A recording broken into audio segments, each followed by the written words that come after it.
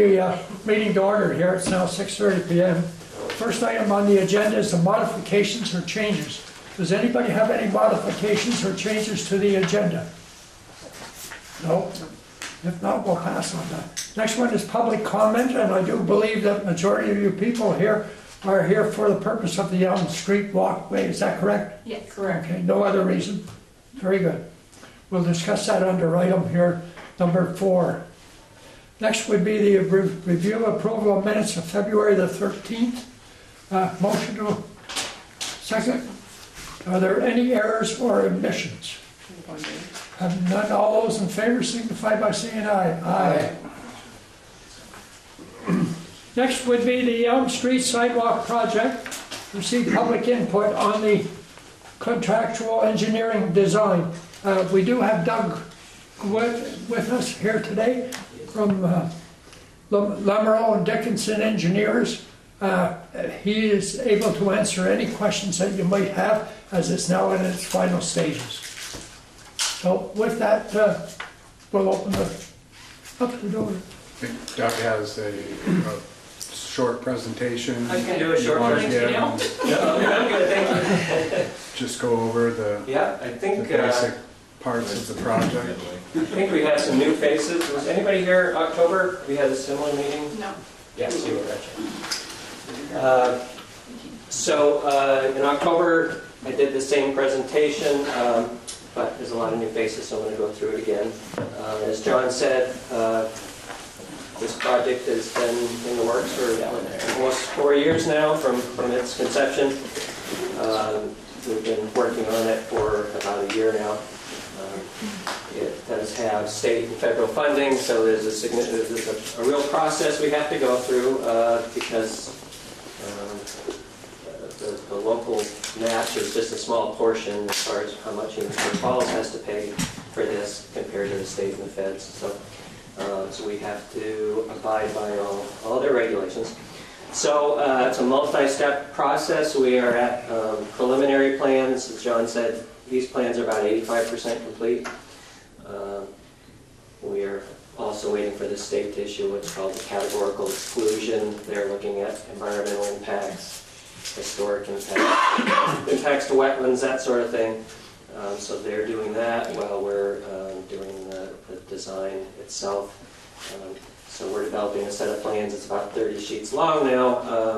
That'll be used for construction. So I'll just kind of walk through as if we were walking down the path. Just a quick overview of where we are here. It's a new sidewalk, 5 feet wide, concrete, half a mile long. It starts at the intersection of 108N, goes down Elm Street, and ends up at the Emergency Services Building, ties into a gravel path down at the athletic fields. So the goal is safer pedestrian access along this stretch of Elm Street. As you know, if you live along the existing sidewalk, it's in pretty rough shape. It doesn't meet America Disability Act regulations. It's too narrow. It's horrible. You're right. Tripping hazards, all that. It's not quite far enough from the edge of the road. The state now likes to see a 5-foot green space. So the sidewalk will, depending on where you are, will be a little bit further, like 1 to 5 feet further off of Elm Street. The 5 feet being in just one location where we're trying to save a big oak tree. The rest of it will be just 1 or 2 feet behind what's there now.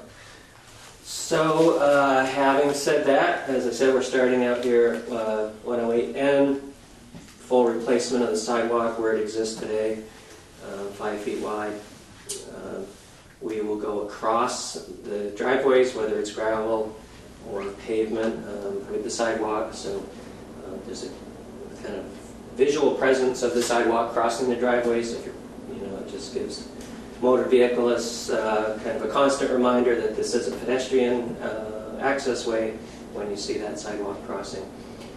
Where we're crossing paved driveways, we'll replace the pavement on both sides. Obviously, you have to dig up the old sidewalk, and there'll be, probably a few extra feet on each side of pavement that'll be damaged, so the contractor will end up cutting a nice clean joint on the house side and ripping up probably all the asphalt, whatever exists between the sidewalk and the road, and replacing that, so everybody will have new asphalt on both sides all the way up to Elm Street.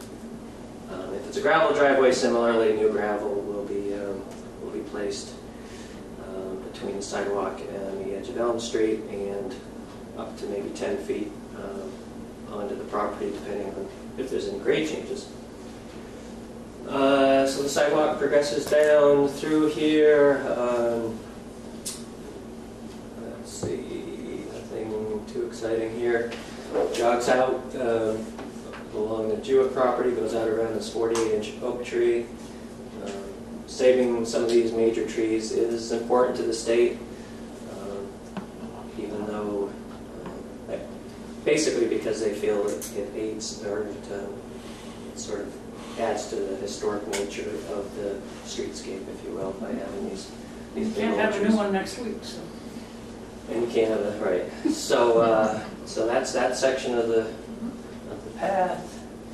And sheet 11 here. So these are sequential that I'm covering up, one with the next. Again, going past these properties, Gervais, Sharon, St. Pierre. Again, sidewalk pretty much where it is now, just full replacement. Again, replacing pavement, gravel driveways on both sides.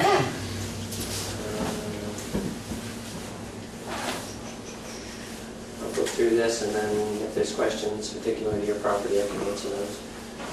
When we get up to McDermott's, that's probably some of the bigger changes are happening.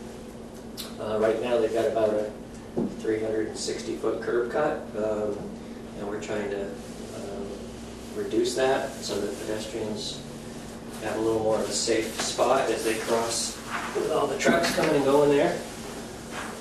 So as we cross the McDermott property, we've got new curved islands, and the sidewalk will be in the middle of those islands and grass on both sides.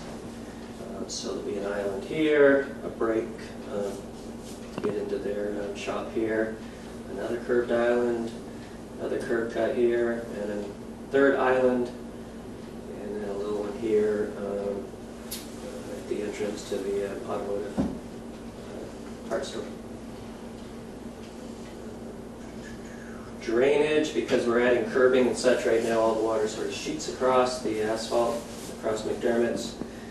We're going to be adding some stormwater structures, and because of the curbing, water won't be ending up in this deep ditch right here in front of the auto parts place, if you're familiar with that. That'll all be filled in with grass and the sidewalk, and stormwater, which now flows in that ditch, will be caught with some catch basin structures at grade, and then pipe. There'll be some new stormwater piping which will be buried, and then the discharge will be at the same spot here. So this whole area will look different after the sidewalk's built. So we're improving. We think we're improving drainage here at that intersection. There will be some curbing along Water Tower Road in this area, just to sort of define the edge of pavement. Similarly here, we're going to put a suggestion of the state put some curbing in there to, again, define where the edge of pavement is, keep trucks going too wide, save or protect pedestrian here wanting to cross from a truck, maybe cutting that corner too sharply. So the curb will be a deterrent to that happening. So there'll be a new painted crosswalk across Water Tower Road. And then the sidewalk continues across the community bank property.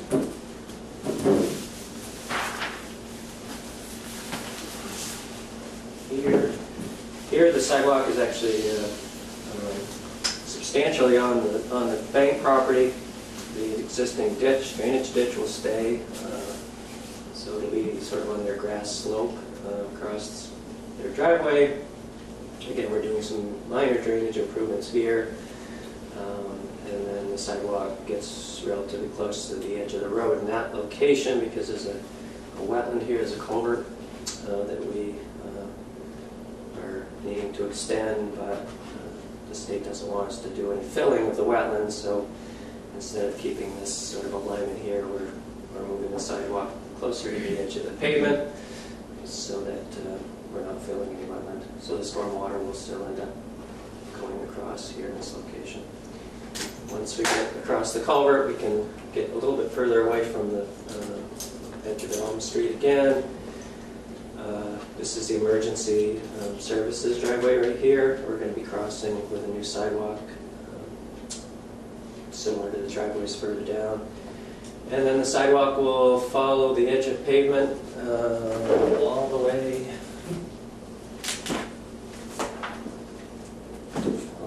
up in front of the building and end here, and then there'll be a short stretch of gravel drive, or gravel path rather, connecting to the existing gravel path here. So that's the project. Like I said, we're putting these plans together. We've got to submit them to V-Trans this spring. Then we get into what's called the right-of-way phase. Because most of the sidewalk is going a little bit further back, we'll need to get easements from most landowners, some temporary, some permanent, to basically put the sidewalk on private property. In most cases it is already, but it's not official, so we're going to have to approach each and every one of you to try to get temporary and permanent easements. So that'll happen probably over the summer. What's the definition, like on the Elm Street, between the grass buffer and the street? Is there some sort of curving? I mean, nope. No, it'll just be sort of a grass strip. So, yeah, there's no curbing there now, so we don't propose to. That would create some drainage issues. Is there going to be a light on the corner? Pedestrian light? Which corner? I was talking about the crosswalk across Water Tower Road. No, there's no proposed. Like a flashing beacon? Yeah. State provided, did I know? The state has. Doug will talk, but that has been discussed pretty steadily for well over a year, that we would have that as part of the project. So if it's not in those engineering plans, I don't know why, but you need to put them in immediately, because that's been getting discussed. I think the state wouldn't let us have a flashing beacon. They denied us that when we went through the first. Flashing beacon, as opposed to an actual crosswalk. They wouldn't let us do a little flashing beacon crosswalk. They denied us that. On Water Tower Road? Yeah, the state wouldn't let us do either one, either Okay. 105 or. If I'm wrong. And they sat there and they realized that about 1 in 50 cars on the Water Tower Road goes 25 miles an hour. Yeah. I And know, the rest of them are going 50. I know, but the state denied us on that back when we had the. Okay, well, I would respectfully ask that Gary and Doug, if you can research that, but So I'm pretty surprised to hear that, because I remember some of the discussions we had back when Jim Donovan was doing the scoping study on this, and this is, granted, this is going back, 2 years ago now, but my recollection was that they would not allow us to put a crosswalk in, but they would allow a beacon, just a blinking light, when a pedestrian would cross, if we put it on Water Tower Road. Right. We can revisit that, but I think Gary's right. Not too long, within the last 6 months, those flashing beacons that everybody thought were so great, the state found there was some legal issues with proprietary, anyway, you can't inspect those anymore. And, Okay. And remember... Well, that's news to me. I guess I didn't get the memo when, 6 months ago when that... I mean, I'll certainly confirm that, but is that what you were talking about? So there's something they could, so the pedestrian could activate it. Yeah, I don't think. Where's the street light there?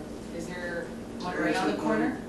No, there's no street, there's no traffic lights at all. No, just a street light. Street lights across the little intersection light. There's a street light across the road. Oh, you mean just a pole light? Yeah.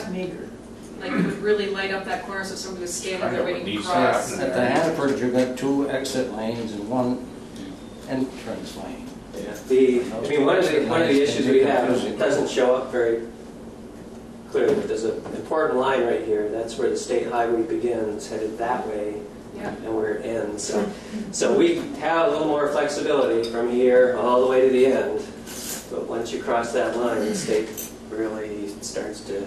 In my recollection, the last scoping study was Donovan said they wouldn't allow the beacons, either water tower or. I think that was even before they had the issue. Right. But there will be a heavily painted crosswalk, because we do have a crosswalk, There'll and be a stop for signage. pedestrian crosswalk law. Okay. Well, again, I'd respectfully ask if you guys can check with Donovan, check with the state on that, Right. because, all right, I'll just So- drop it. But there will be if you guys signage, feel right, stop confident signs and it's such. true, but- Well, and if you had a really bright street Intersection. light there as well, I mean, if you can't do the beacon, something to really light up somebody standing on the corner there waiting to cross would be. Because it is dark in the afternoon in the winter. Right. It just makes sense that there'd be a lit intersection, pretty busy spot right there. Well, now, it can get a little complicated sometimes. Somebody's coming off the water tower road and you're not sure if they're coming straight across Right. to Hannaford, and sometimes they're going down the village and they could go and they don't. Yeah. And they could go and they don't. That's that with the state years ago. They park and they do. Lake up there. Strictly for safety. And then we addressed the lake there. Studies that take away.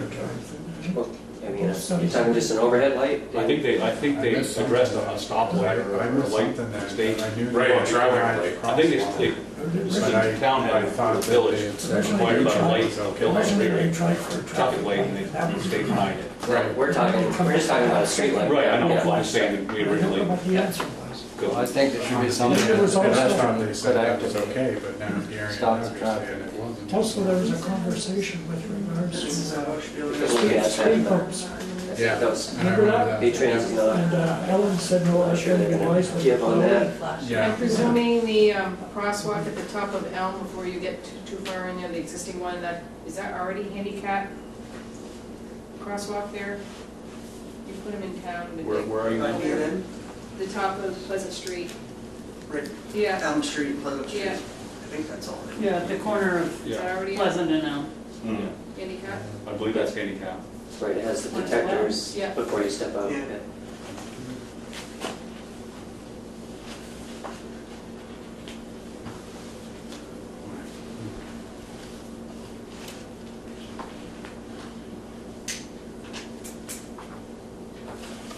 Questions? At the McDermott building, is there 2 curb cuts or?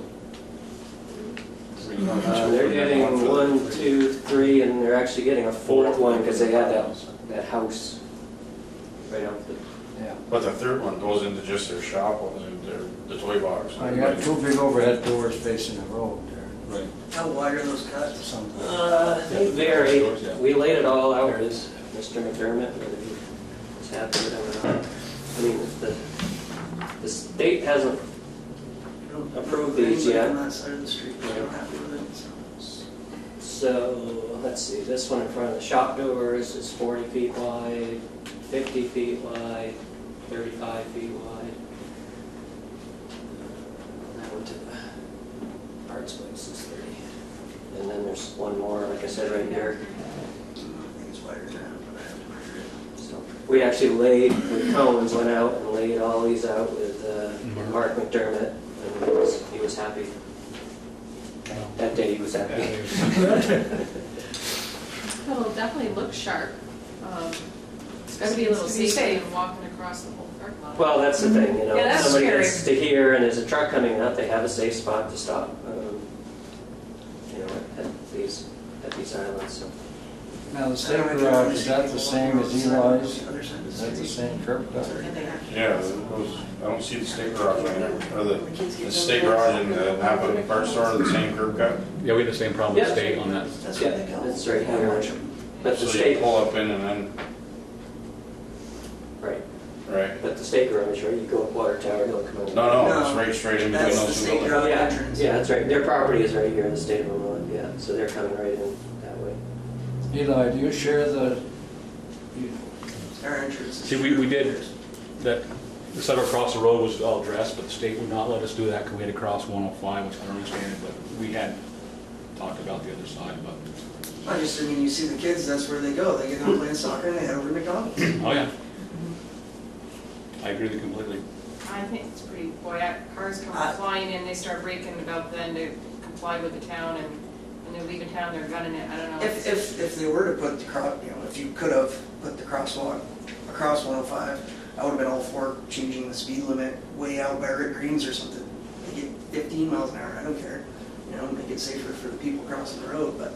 I mean, if they had a traffic light, that would be one thing, but without the traffic light. Yeah, we tried that, the state will not let us. I know, it's been, for safety's sake, I just don't understand why they don't. That's the only way across, would really work good there, so if you had to cross there. Put in for another I agree with you. traffic study, and they turned us down. For the traffic light. Yeah. How do you feel about Here, this? but we did ask when we were doing How the do you feel self about that? a couple of years ago. Oh, yeah, I know that. I'm all for rebuilding the sidewalk where it ends now. Yeah. But like I said, you already got the sidewalk on the other side of the street up to McDonald's. The street lights are already on that side of the street. The kids get done playing soccer, I watch them, they head across 105 over to McDonald's. No, but for sidewalk there in front of Hanford, you got 3 lanes, and 2 coming down. That's hard for a pedestrian crossing and go with a 3 lane. It's a bad situation, the whole time. Right, there's no perfect. It's not. You need to move McDonald's. Right. So with your curb cut being similar to what's already there, the effect on you is simply the sidewalk that's gonna cross your driveway.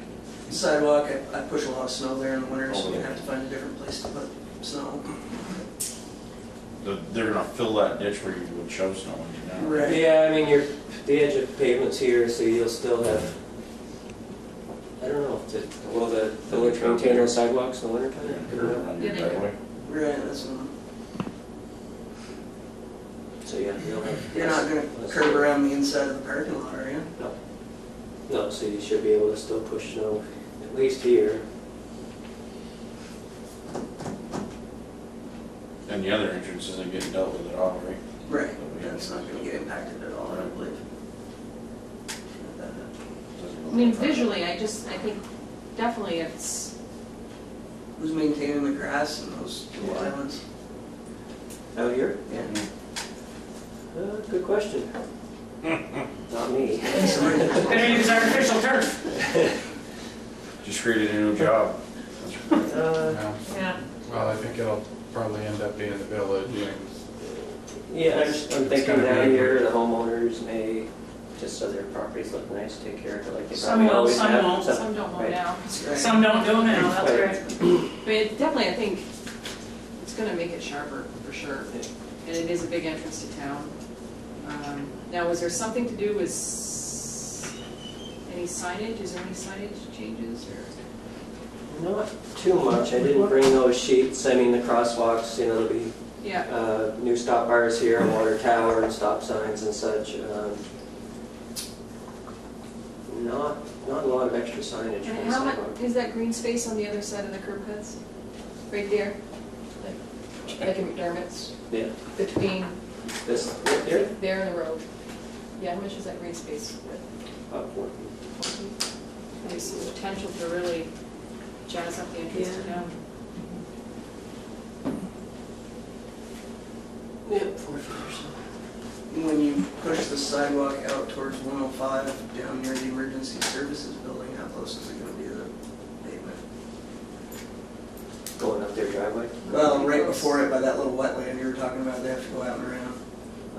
It's just, I think, 5 feet off the edge of pavement, so that'll just be gravel probably between the two of them. Now, I know on the scoping side, they talk about bumping that stop bar back a little bit to help the pedestrians on Water Tower. Well, I thought it really Yeah, right now, Right. it's way down here, so we're, back on the yeah, we bumped it way back, so they're stopping behind the crosswalk now.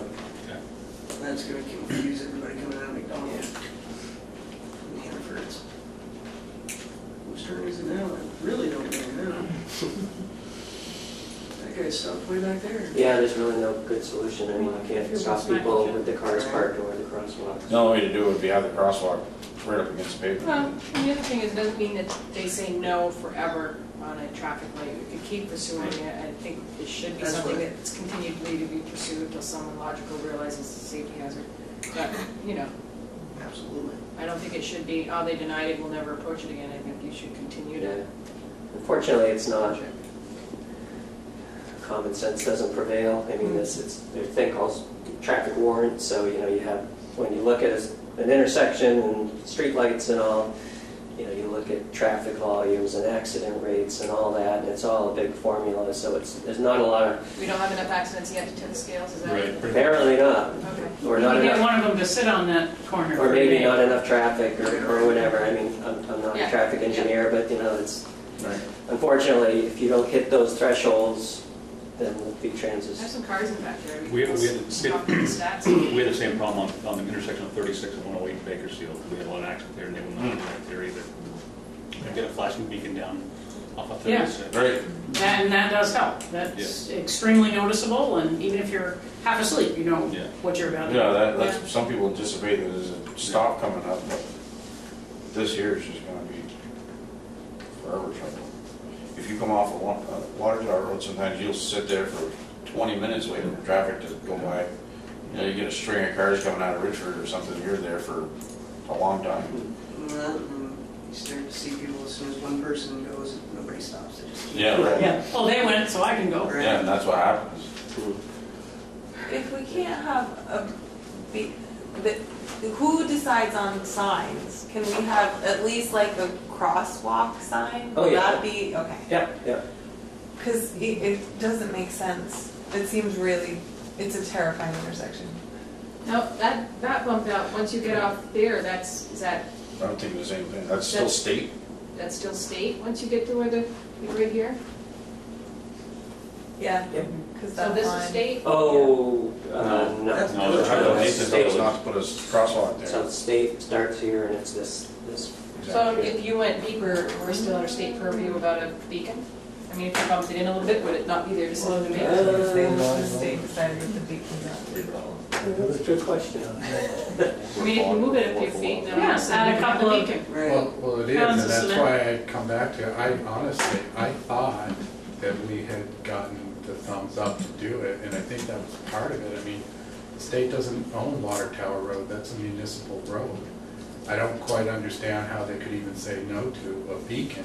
I could understand a crosswalk, because to get a crosswalk, you'd have to put a traffic light in the intersection to actually stop automobile traffic. But a beacon doesn't do that. It doesn't stop automobile traffic, it's just a warning. It just says a person is crossing. It doesn't, it's not a red light saying you have to stop. It's a warning system. And it's on a municipal road, but, you know, again, just, I would urge you and Gary to take another look at that and make sure they Yeah. really said no to I mean, I a think the beacon. presumption when the beacon goes on, though, that you're supposed to stop. You're not supposed to just You're consider supposed to stopping. stop. Yeah, you're supposed to stop, but it's not the same as a red light. It's Right. just a warning that you're supposed to stop if a person is in the crosswalk Yeah. anyway, Yeah. without any kind of a warning system. No, But I think the beacon we're talking the about. beacon is just supposed to warn people that a person is there. It doesn't physically stop traffic the way a traffic light does. It gets you Traffic noticed. light, you get a red light, you get a green light, you Right, get a yellow light, and that stops traffic. A beacon doesn't actually do that. The Why beacon, just stop at that? Assuming you were talking Right, about it's a warning land under system. there. I think the beacon we're talking about, like, those roads, if you like down Pine Street, they have those little tubes when the people hit the spot, they start flashing. yeah, it's a little strip. Yeah, a little strip that's LED flash, strip yeah, that that flashes. flashes. Yeah. I know that's what John Donovan was talking about, and that the state didn't want to have them. Yeah. Maybe that's the last conversation I remember. But This is I something would that's support activated it. by Yeah. people being there. Well, again, I've said it several times, Yeah. just check into it. I mean, it could be just playing devil's advocate. The state would say, well, that's fine, you're slightly out of our right of way, but the beacons potentially affect travelers on 105. You know, if I'm going here now, I can't take that right hand turn to Water Tower Hill because that beacon that the village put in is affecting traffic on the state highway. Maybe that's their theory, so even though it's Somebody might It's have to technically slow down. not physically in there right away. It affects an intersection of the state of Vermont, maybe, but it's worth it. Definitely worth asking again. And again, because if they shoot, Well, that it's makes no flashing, sense, somebody until can't somebody make the gets corner, run over there or it's no something. different than if somebody's there and they can't make the corner. Well, it's that and the physical beacon itself isn't approved anymore by V-Trans, but there may be some other alternative way to do the same thing. Yeah, they got it. There may be a new one out there. Right, some I don't know the details of it. It's, Have them come up with a Crazy. suggestion. Say, this is what we need, what do you suggest? yeah, that would be nice. I just If would they're have to guess that proactive. some lighting at the intersection, just street lighting would be a big, huge help. Just people not, that should be a really well-lit intersection, if you ask me. There's not stuff that can go on right there. I don't know, The what's it majority of like? people using that sidewalk are gonna be kids. What's it like right now? Dark at night. Yeah, that intersection, right. So regardless, kids are gonna go running across the road no matter what. At And least it's if there, there's, where like they're you're gonna saying, do if it. there's a couple big bright lights shining down. Yeah. So it stands a better chance. Nobody lives right there. Right. Well, we can talk about a street light if the beacon gets shot out, because certainly the more lit an intersection is, the safer it is. Exactly. Unquestionably. And if you put a 20, 25-foot tall LED up there, it would do a Or really a good couple job. of them even. It would help everybody in the entire You can get some serious So- LEDs. You could probably I'll let you know you're coming into town. Is You know, just slow it down.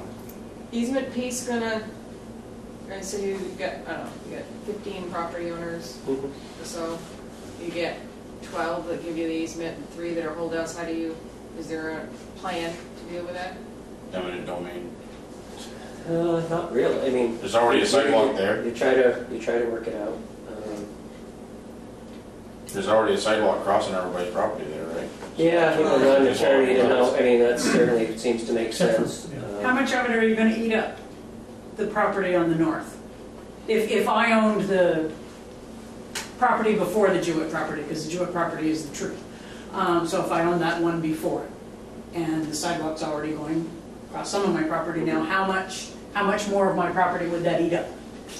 Do you know, a couple feet? Yeah, basically. I mean, there would be a temporary construction easement, you know. The guys are gonna be Messing things up. messing Yeah, and then up. fixing that. And then fixing it. Yeah.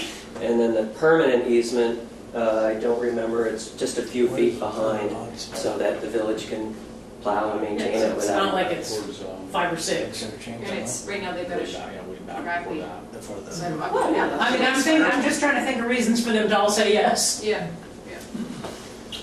I mean, typically there's a project like this, you always start with asking for donations of easements, but land has value, and if Yeah. somebody wants to be reimbursed, you have to do a valuation of the property and figure out, okay, this 100 square feet easement is worth X amount of dollars, and the state So if it's only a couple. Well, and the state would contribute to that. and the state pays for these curbs, so they're getting curb cuts, they might be required to do later on anyways, they're getting the state to do it for them. I mean, you don't, now if you go to build something, you don't get away with not having any curb cuts. Right. So you're doing them a favor. 50-year-old. Well, you gotta go through Act 250, and then that changes Oh, I know, all any that. business. So, yeah, to answer your question, if there's a couple holdouts, you know, maybe we can adjust the design so that we don't need, depending, you know, yeah, you hate to do eminent domain, that's a long process. Think positively. But that's, you know, when you look at a schedule of a project like this, that's the big question mark is right away. And you already did some preliminary work with everybody, and you felt like it was worthy. Well, it's great that you guys are here, you know, you're getting informed of what's going on, and, you know, sort of. Of course, none of us own any of that property. Yeah, we're not progress. Although I like the nice sidewalk in front of my house in good shape, so. And I use that sidewalk a lot, so it's, And I contacted, I sent letters to every landowner for this meeting, so they'd be here. Yeah. So no news is good news. yeah.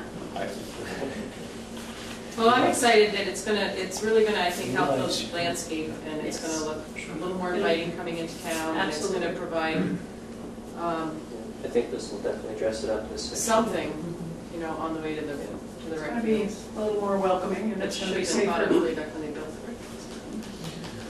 It's nice that it has Yes. the ability to have accessibility to primary care, dental care, Yeah. Cold Hollows up there. Yeah.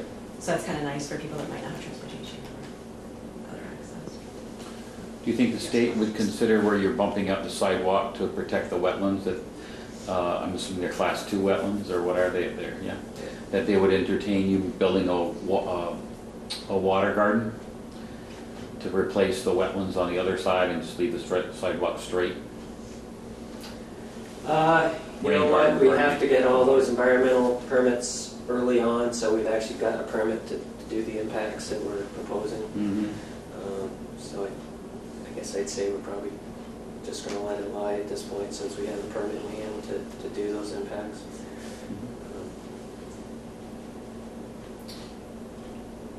The state typically views, you know, even though man can go in and build wetlands and such, they still are under the impression, or their view is just staying out of a existing wetland is actually better than trying to create, you know, a new man-made one. So our goal here was just minimize. That's the task they charge us with, is just minimize the impacts as much as you can.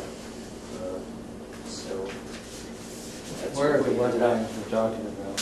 What's that? Where are the wetlands? It's right at the, More the, Maybe National Bank. yeah, right by the bank. Fire station, swell hole. Oh, yeah, I guess it was. You gotta hear something.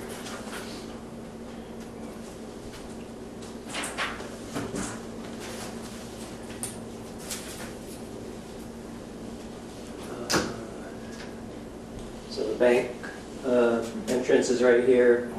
It's pretty much dead center between the bank and the emergency services driveway.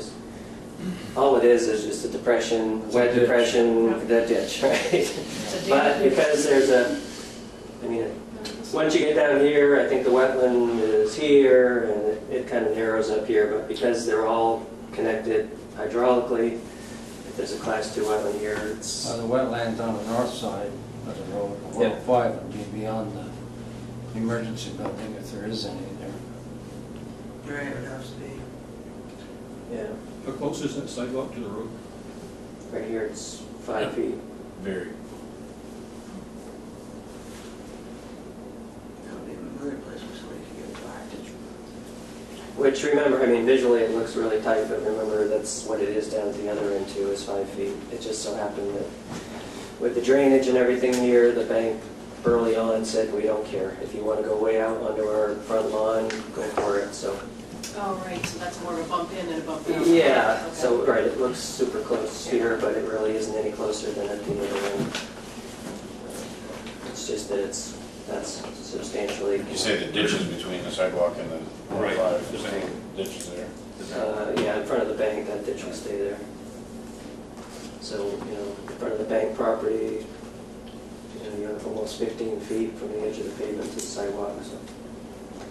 Sort of, the sidewalk there is sort of at the foot of their little hill Yeah. that's on their front lawn. Yeah, you go into the ditch and come out, and just as you sort of level Across the off, hill.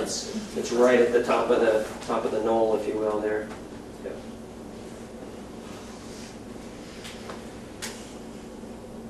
What's the timeline from here? Well, like I said, right away is a big question, but hopefully that could happen this summer. We got to submit final plans, construction plans, bid documents to V-Trans. Hopefully that will be in the fall. Get everything ready, and as Gary can attest, if we could get this out to bid like the first of the year, you get competitive prices from site contractors, because they're lining up work for 2019, spring 2019. That's what it's looking like now, I think. If right away goes smoothly.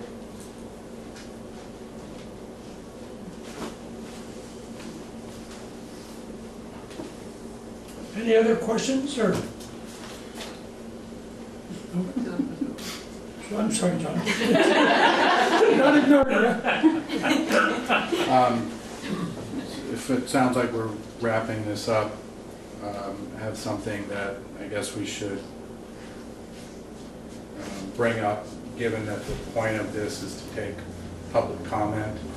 And this person isn't here, but apparently they came in prior to the meeting and wrote a short note on the back of an envelope and gave Joanne some photographs. So this was a member of the Jewett family that has the tree that has been discussed many times on Elm Street. I don't know who, it just says the Jewetts on the bottom. Do you know who it was specifically, Joanne? Okay. So probably Jane Jewett. So I'll, just to, you know, get it on the public record, I'll read what her notes and concerns say. These are some pictures. The pictures she's referring to are these photographs. Okay. I looked at them. They're all basically of the tree in question in front of the Jewett's home. Yeah. So these are some pictures that I took at 93 Elm Street. This tree, I believe, is going to be in the way of the project that is planned for the sidewalk on Elm Street. I am attending my granddaughter's basketball game and unable to be at the meeting. I do not know why this has been a problem to remove the tree. It will only get worse as time goes on. Thank you, the Jewetts.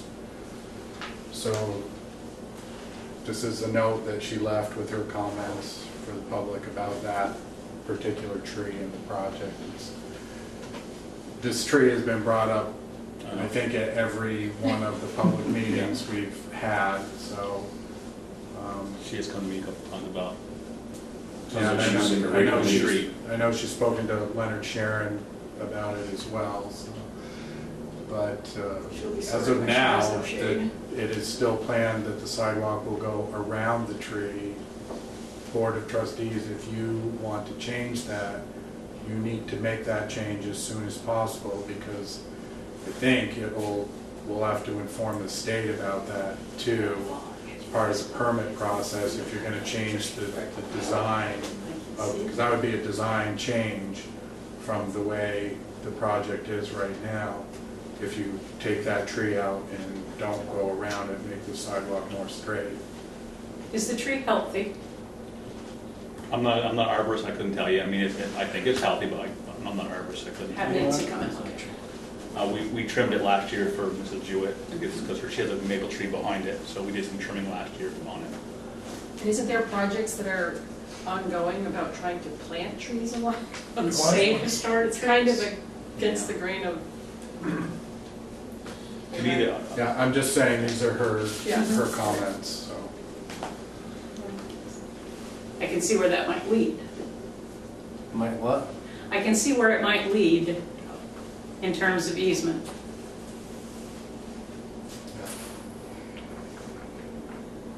So I was making note of it again since she submitted the photographs and the handwritten note there. So I'm just saying, if you guys want to take that up and discuss it again, you need to inform me so we can put it on the agenda and you guys can make a change if that's what you want to do. Otherwise, Doug is going to keep the plans as is.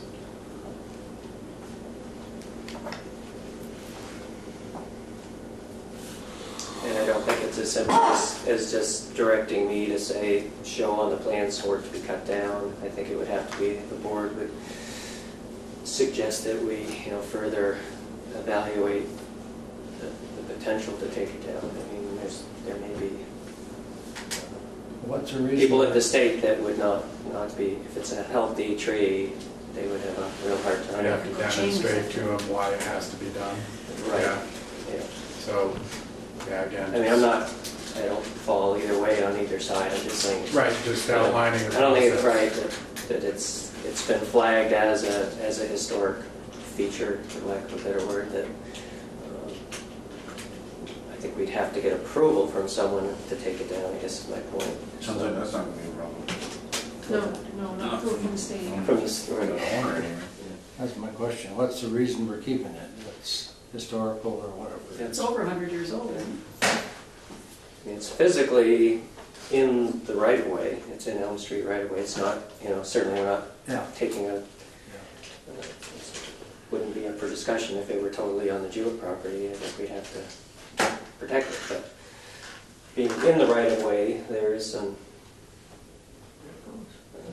options, I guess. I think they tend to cut traffic noise too, a tree well. Well, it's a shade in the summer. It's just that's a prominent feature. I hope you keep the tree. Just saying. Naked We are going streets around are it, but nice. still, there's going to be root disturbance too. I'm not, that's the other thing is it's not, the best thing to do would be to not put a new sidewalk in there, because we're having to dig it out. Because they pull the stump out of my water and the sewer and everything else coming with it. Right. Oh, Right. So, So you have to grind the stump down, you have to leave the stump in place and grind it down if we had to do that. yeah.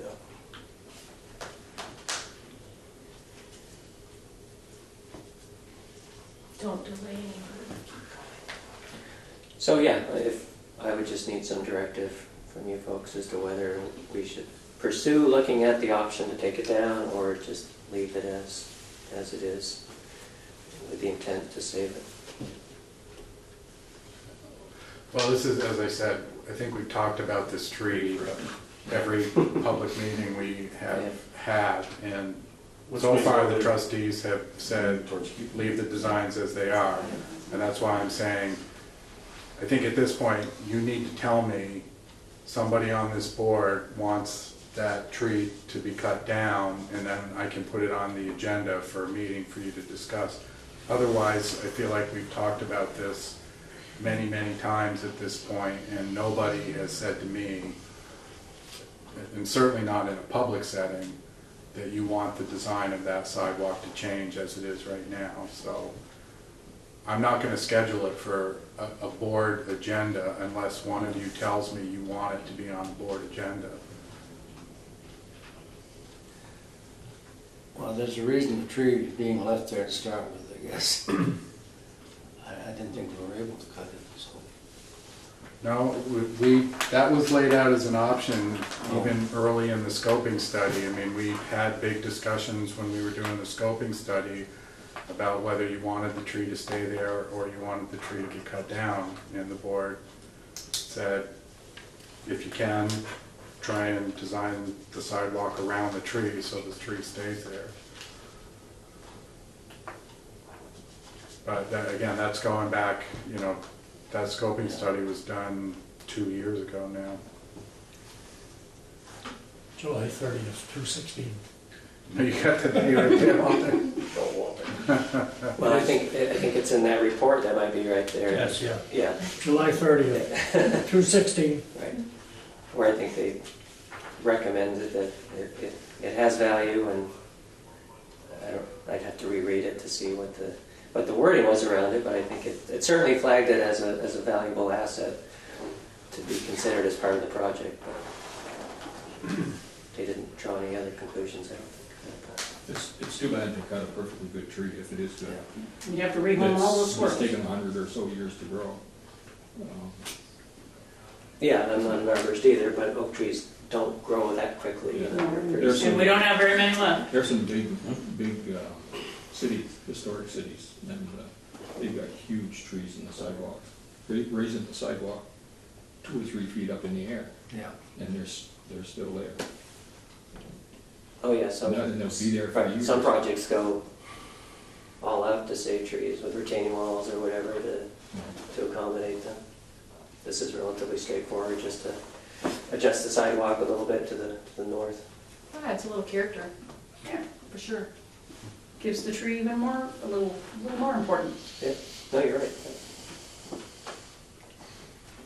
The sidewalk will be the same though, huh? That's the deal. It'll be the same concrete sidewalk, just bent around it. Yep. Not that permeable stuff or No. something like that. No, just the contractor will have to be careful, when they dig around the roots and things. And they probably hand dig to put the gravel base down. There's ways to, I think you find those roots just right under that asphalt, I think, Doug. oh yeah. Yeah, the sidewalk right now kind of teeters on the root system. You do have to watch where you put your feet. Anything else? Anybody have any other comments to be made, or if not, then I'd like to thank everyone for your interest in this. We appreciate all the information. We look forward to you people supporting the cause. And certainly, if you have any questions after the meeting, you can get my contact information from the village here, and I'm available, phone, email, whatever. Thank you. Is everyone signed in? If not, would you please advise our lady here? She got everybody's name. She's got everybody now? Except yours. I'm Sally Trihorn and David Trihorn. Thank you. Thank you very much. Thank you. Let me know when I have to chain myself to the tree. We're not making a Disney movie here.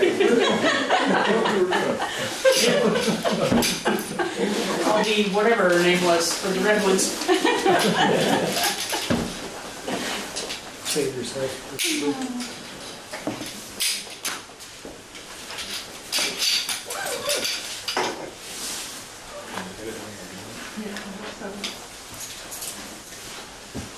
Looks like you've been working, Jim. Trying to create a new image. Trying to- I picked this out for that special. Good night, everybody. Thank Look you. Good night. Next item is the conflict of interest policy. If you recall, last meeting, we included that, we said we defer it, so your people would have an opportunity to read it, and then decide on it.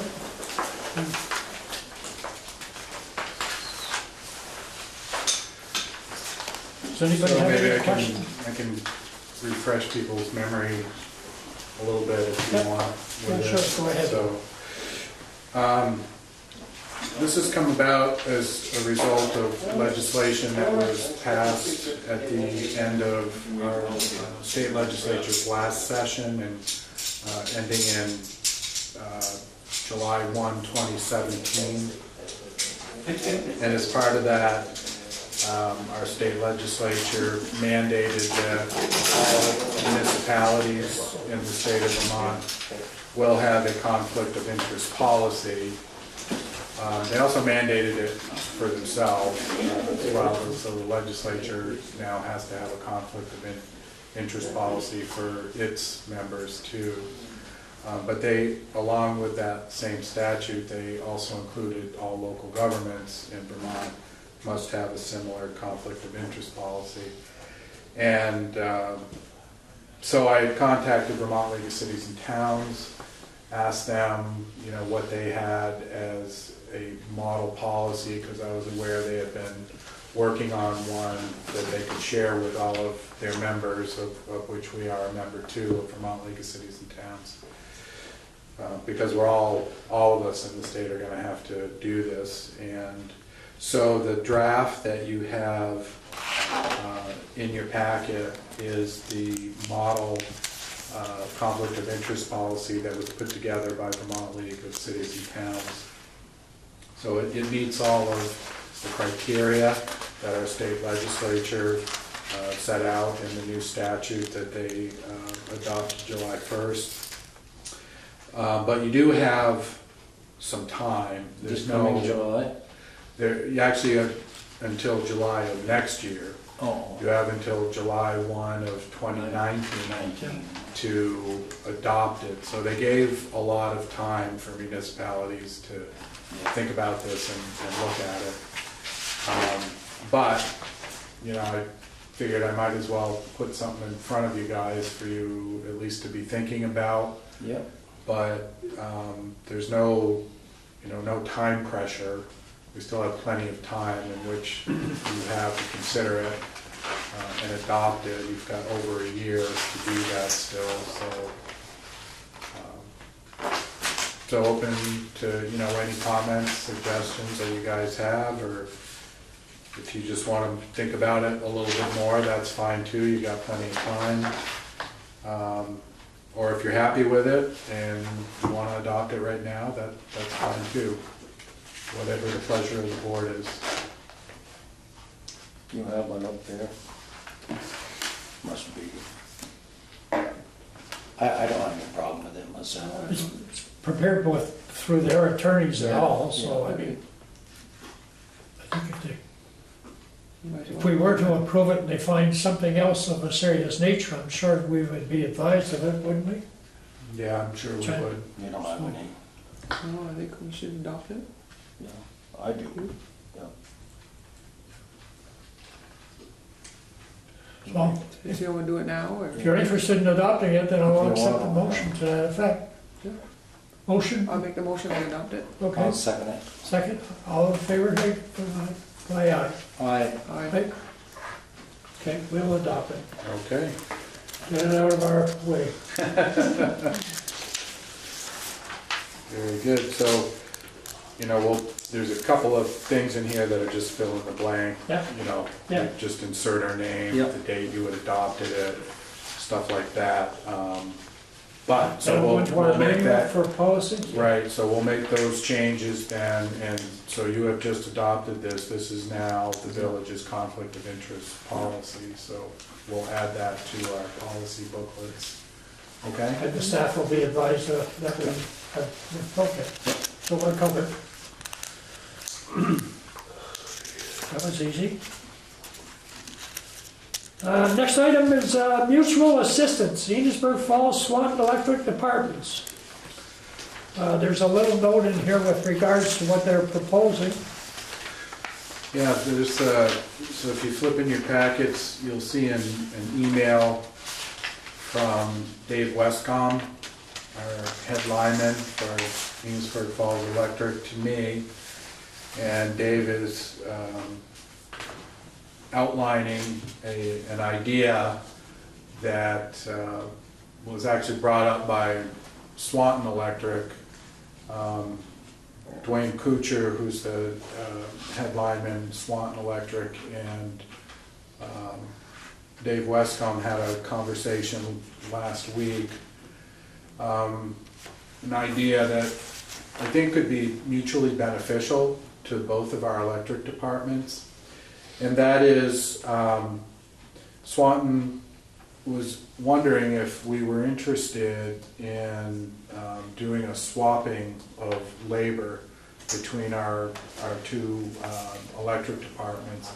We've got some fairly extensive line upgrades that we're going to be doing this spring and summer here in Enosburg, mostly out along our East Bakersfield circuits. And next summer, Swanton has got a fairly major project out along Route 78 that they are going to be doing. Apparently the state is going to be widening Route 78, and as a result of that, Swanton Electric is going to have to move back all of their poles along that section of Route 78 that the state's widening. And that's going to be next summer in 19. And so Swanton had proposed that maybe we could do some assistance with each other.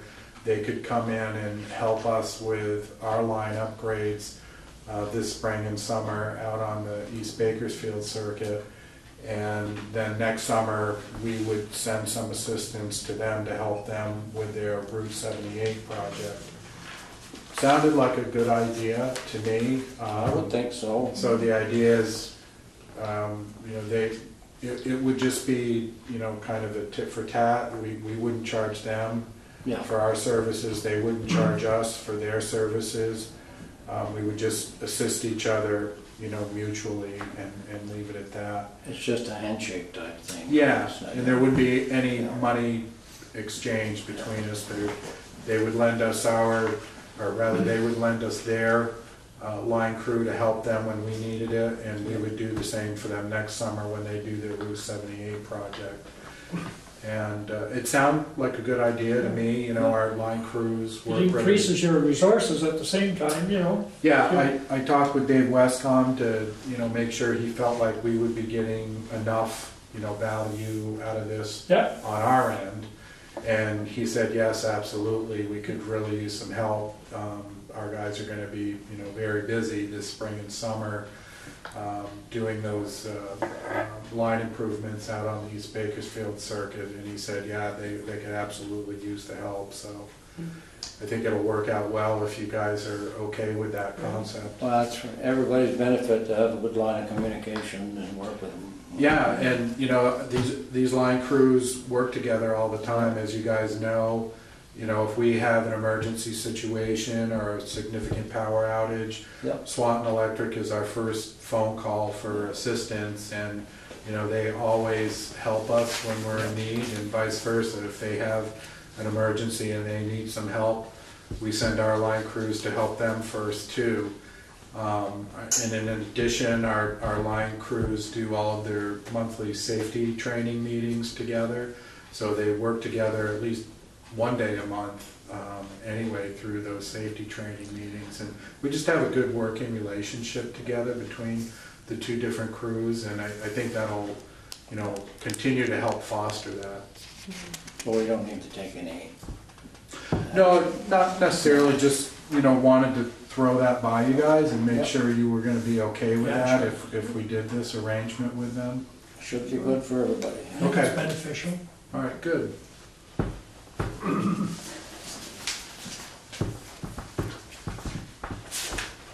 Next is manager's report. All right, first thing, I think everybody is aware of this now, but I just wanted to formally bring it to your attention and let you know that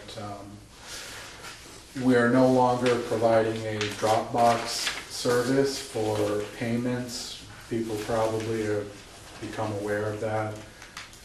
Sometime over President's Day weekend, an attempt was made to break into our Dropbox.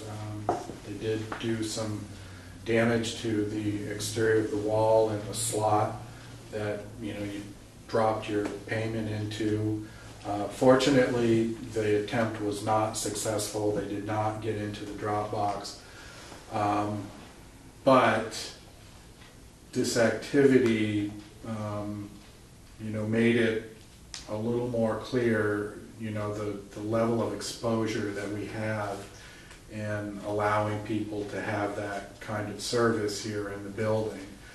How much is that used? It was used quite a bit, A bit, yeah. So it's too bad then. It is too bad, but you know, it's a very uncommon thing to have something like that, and some of our customers actually just drop cash in there. It's not even checks. Yeah. They're dropping cash money into that box, and you know, that puts a lot of liability on the municipality. And you know, after this happened, I took a serious look at that box, how it was built into the wall, where it was located in the wall, and realized that, you know, if somebody really wanted to, they weren't successful this time, but whoever did that probably learned some things Come back a few more tools. right, about how that box was inserted into the wall. And if they came back again, they might be successful if they had a few more heavier tools with them. Yeah. So I made the decision. It's unfortunate, but I think it's just the liability in having that is just, it's just too much. If someone actually had gotten that Dropbox out of there, Yeah. you know, we'd be on the hook for whatever was in there. That's And we right. wouldn't even know what was in there. People could just say, oh yeah, I put a $600 payment in there. You're the one that had that box stolen, you owe me $600 now. You know, the liability is just too much. And it's unfortunate. It's a sign of the times we live in, I guess, that, you know, something like that has to be considered a liability rather than an asset in a community. But, you know, now that this has been attempted, I really feel strongly that this is the right thing to do. And, you know, there's still 3 other ways people can make their payments to us. You know, they can pay by mail, write a check and put a stamp on it. They can come in person. You know, we're open Monday through Friday, 7 a.m. to 4 p.m. Those are pretty good hours for someone to, you know, be able to come in and make a payment, or they can pay online. You know, we have an online system that people can use now too. So it is unfortunate that this occurred, but I believe that all things considered, this is the best solution, so. There'll be a letter sent out with the, or will there? Yeah, we are gonna put a stuffer in the bills. In the meantime, we put a posting on both our website and our Facebook page. And we've posted notices and in the vestibule at the front entrance to the building, which you guys probably noticed. Yep. So, you know, as I said, it's unfortunate, but given the fact this has happened now and the liability that the Don't have a village choice. hold, Oh, yeah. Unfortunately, I think we just have to do Probably this. just a warning and good times Yeah, it could be, you know, and, to do away with it. yeah. It's probably a good thing anyways. I stopped several times. You know, I come in and that door is wide open. Yeah. You know, I know you don't heat it, but still, it's just Yeah. the idea Yeah. of that door wide That's open. right. It is. Yeah, and so, you know, that's probably the next thing we're gonna do, Ellen, because if that drop box is not gonna be used anymore, there's really no reason to have that vestibule door open anymore. We never put a lock on it because the drop box was there, so we wanted people to have accessibility to it at night if they dropped a payment off at night. But now that the drop box is not there, there's no reason to just leave that door unlocked all the time, so we'll put a lock on that front door now. Well, what time is there somebody here in the morning in the office? 7 a.m. Maybe if that was mentioned in the letter or whatever you want to send out there. Yeah, we've got our office hours posted in several There's locations. probably some that come in the evening that could come in, you know, around 7 in the morning. To Right, and some people do that. I mean, Yeah. believe it or not, Oh, yeah. sometimes there's a couple people sitting outside the door at Yeah. like, you know, 6:50, Oh, sure. waiting for the door to open so Yeah. they can come in and make their payment at 7 in the morning. It does happen sometimes. But yeah, we have some customers that come Oh, in yeah. early and, you know, they'll be here at 7:15, 7:30 and make their payment.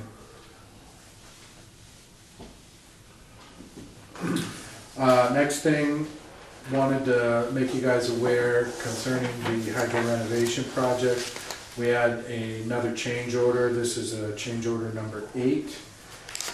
This was a relatively small change, small dollar amount. It was for $4,023.54, and it was to replace wear rings in the hydro facility. I approved that myself because of the small dollar amount, No, but that's I wanted in, to keep you guys aware of it. That's not in the Kendall, that's in the... This is not the Kendall. Okay. This is the main Yep. hydro renovation project. It's gotta be done, it's gotta be done. Yeah.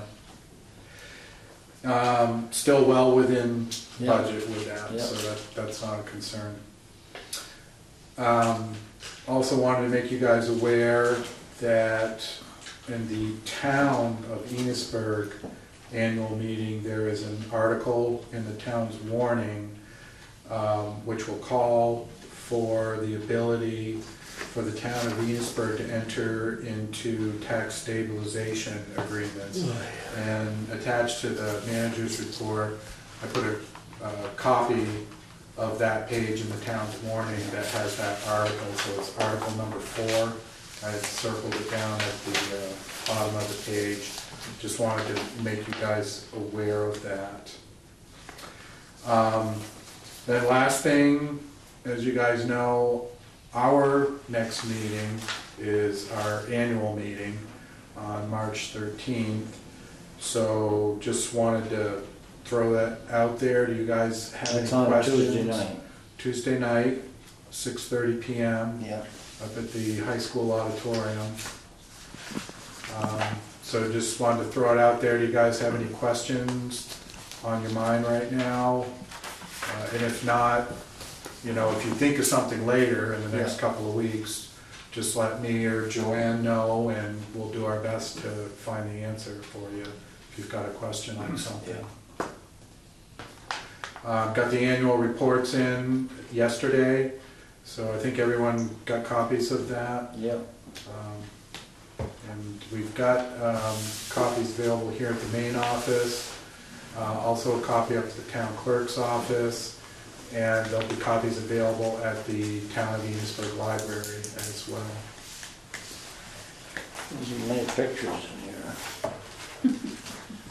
here. Not as many pictures? Yeah, maybe not this year.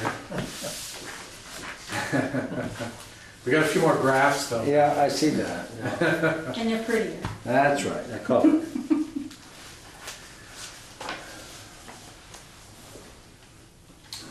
So, If there's no other business, then I'll entertain a motion to go into executive session. I'll make. Second? Now in executive session.